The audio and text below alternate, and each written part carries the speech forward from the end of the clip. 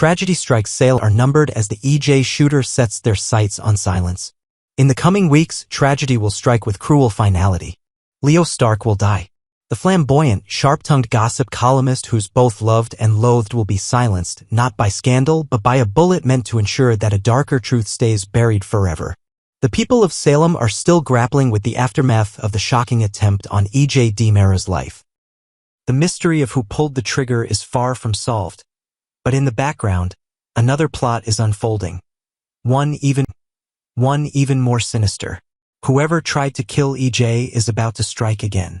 And this time, they will not miss. Leo, unknowingly holding a piece of the puzzle that could expose the truth, has been marked for death. A town gripped by fear and rumors. E.J. DiMera, once the cocky, untouchable heir to the DiMera dynasty, now walks with a limp and a lingering cloud of paranoia after being shot in his own home.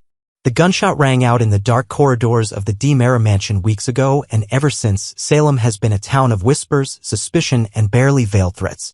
No one knows who pulled the trigger, or rather, no one is talking. There's no shortage of suspects. EJ, now portrayed by Dan Feuerriegel, has made more enemies than friends in his ruthless climb to power. From his own siblings to scorned lovers and backstabbing business partners, nearly everyone in Salem has a motive. But one man may know more than he realizes. Leo Stark, the same man who sashayed into Salem years ago with a flair for drama and deception, and who now may have stumbled upon a clue so explosive that someone is willing to kill to keep it hidden. The smoking gun and the missing memory card. It all began with a camera. Security footage from the night of the shooting might have captured the identity of EJ's assailant. Unfortunately, that evidence vanished. At first, it was believed the camera had simply malfunctioned or had been disabled. But as days passed, whispers began to circulate. EJ himself had hidden the memory card, hoping to control the narrative. Then came the twist. Gabby Hernandez, always quick to point fingers when her back is against the wall, accused Leo of stealing the memory card. The claim seemed outrageous at first, but Leo had been seen snooping around, rummaging through Gabby's belongings, lurking near the DiMera mansion, always too curious for his own good. Was he simply searching for scandalous gossip? Or had he stumbled across the very evidence that could unmask a killer? And if he had, why was he still alive? That question may no longer apply, because if the rumors are true, Leo won't be alive much longer. A list of enemies, and no protection, let's be honest. Leo Stark isn't winning any popularity contests. Since arriving in Salem in 2018 with schemes, blackmail, and designer scarves in tow, he has managed to alienate just about everyone. He's betrayed allies, stolen from friends, and double-crossed lovers. But perhaps his biggest mistake was forgetting that some secrets are worth killing for. E.J. DiMera's shooting isn't just a crime, it's a cover-up in progress. And Leo, in his pursuit of the next juicy headline, may have gotten too close to the truth. Was it Gabby, furious that Leo was digging through her things and possibly framing her? Could it be Kristen DiMera, known for doing far worse than murder to protect her family? Or is there someone else? Someone hiding in plain sight? The chilling possibility remains. The shooter is watching Leo, waiting, planning, and when they strike, it will be quick, clean, and fatal. Johnny's dark secret. And EJ's memory returns amid the chaos. Another storm brews within the DiMera family itself. Johnny DiMera, EJ's son, is haunted by more than guilt. He recently uncovered a devastating truth about his own conception. He was the product of a traumatic incident when EJ forced himself on Sammy Brady. Though Sammy eventually fell in love with EJ, she never told Johnny the full truth. When the truth surfaced, it shattered something inside the young man. Johnny disappeared for days.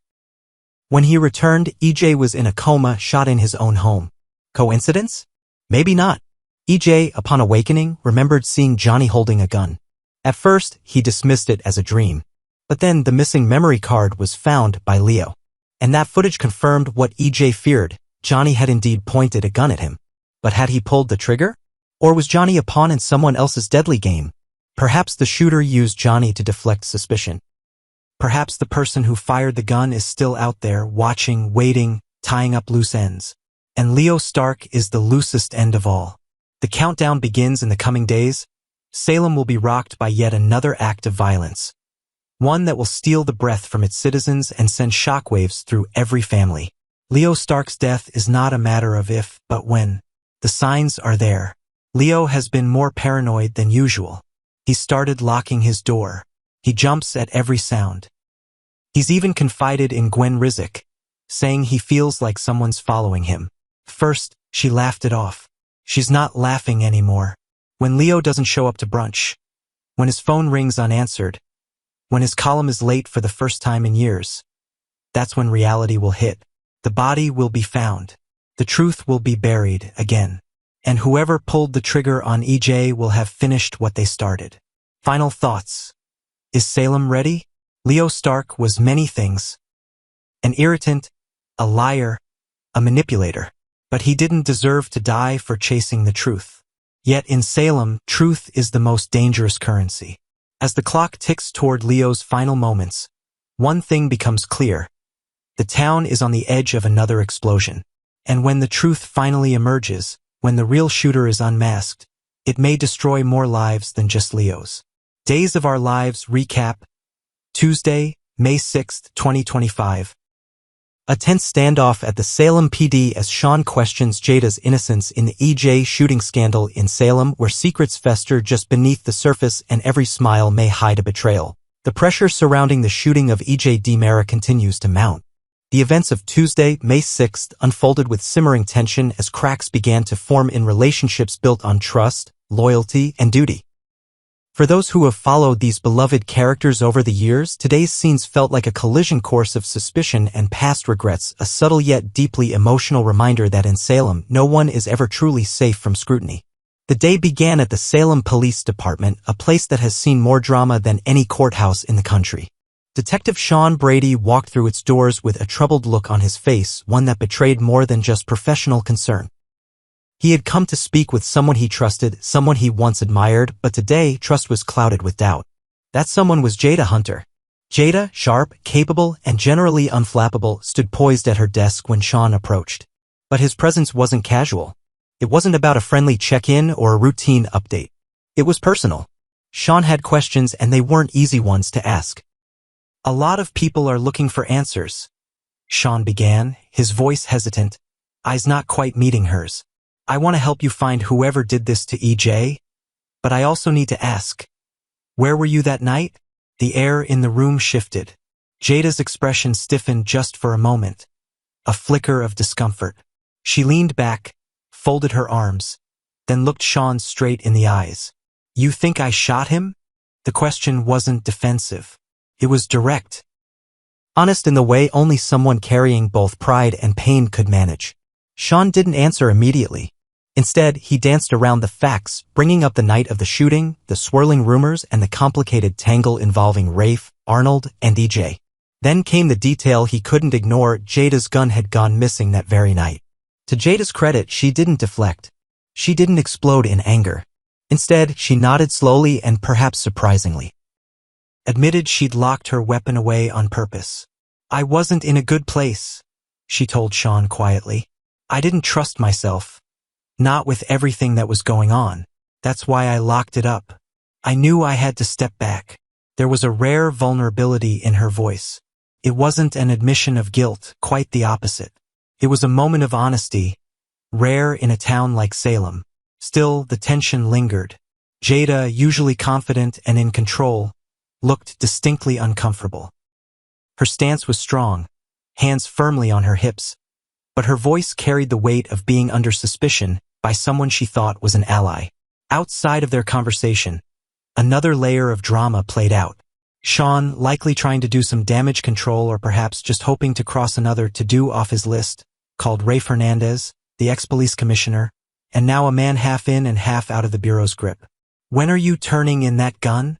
Sean asked, clearly frustrated. Rafe's voice on the other end was short. Soon, he snapped. I've got a lot going on, like rejoining the FBI. It was the kind of answer that didn't bring much comfort. With so many people playing their own games and hiding their own wounds, getting straight answers was like trying to find your way in a house of mirrors. And just when things couldn't get any messier, Leo Stark made his grand entrance. Only Leo could strut into a murder investigation with a comment ready for the press. especially when that comment involved throwing half of Salem under the proverbial bus. He came bearing names for his paper column, Gabby, Rafe, and yes, Jada.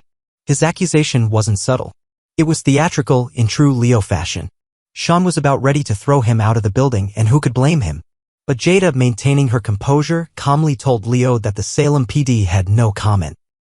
Her professionalism was impressive, especially considering her own name had just been added to a public list of suspects.